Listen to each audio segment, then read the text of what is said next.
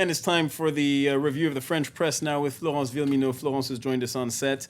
Florence, today's the first day of Ramadan, as we were saying, and it's getting some attention in the French press. I believe in La Croix, the Catholic daily. That's right. The Catholic newspaper is focusing on efforts for dialogue between Christians and Muslims, according to La Croix.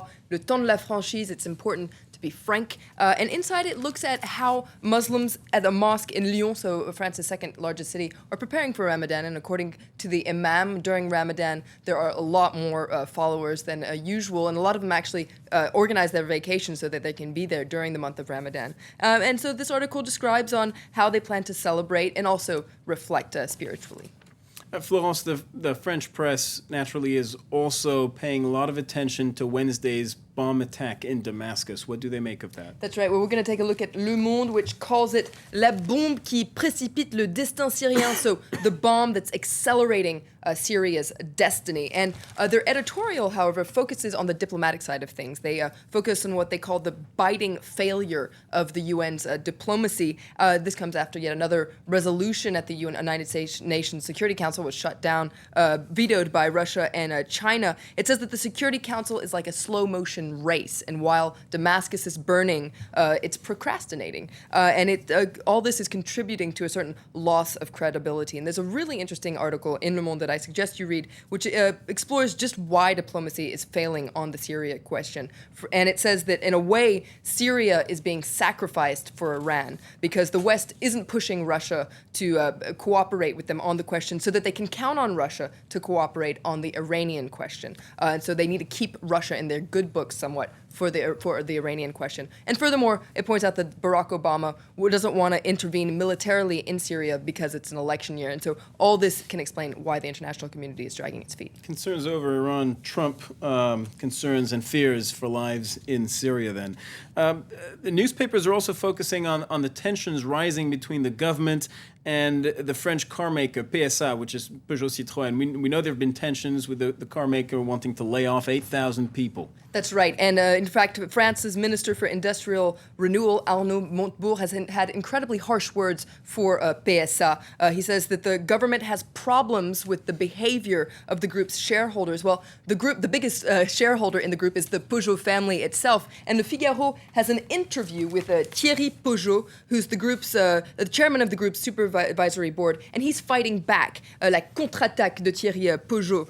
He says that the government is being unfair and excessive in its attacks, and he comes out to defend his family's name and reputation, and especially their strategy. And he says that we are responsible entrepreneurs. And in their editorial, Le Figaro also defends the Peugeot family. They say that the minister is being very excessive, and they say that Montebourg is doing all this just for the media attention. And they say that they remind readers that the Peugeot family is a hardworking family that lives and pays taxes in France. And it says that the Peugeot family are true patriots because they've been keeping the bulk of their production here in France. And in fact, Le Figaro points out that perhaps that can somewhat explain a lot of the problems that they're seeing today.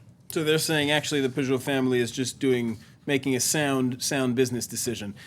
Moving on to another story that's getting a lot of attention here in France, and this was somewhat surprising. The housing minister, Cécile Duflot, was catcalled in Parliament on Wednesday when she appeared in front of, when she walked down the aisle of the National Assembly to talk to address Parliament. That's right. And in fact, we're going to see a photo of this, exactly what she was wearing. She was wearing this dress, a floral dress, and she was heckled. She was whistled at. It's a change from the gray suits that most ministers and lawmakers wear. Absolutely. But the fact that she was heckled is causing a lot of outrage in France, especially after one of the hecklers, a certain Patrick Balkany, said he was only admiring her dress and said that she probably put on that dress so that people wouldn't listen to what she was saying. So all these comments are drawing a lot of criticism, and it's on the cover of Le Parisien, which says, "When are we going to put an end to machismo?" It explores just how sexist is France, and it says that male chauvinism is, in fact, alive and kicking here in France. Even though the government, for instance,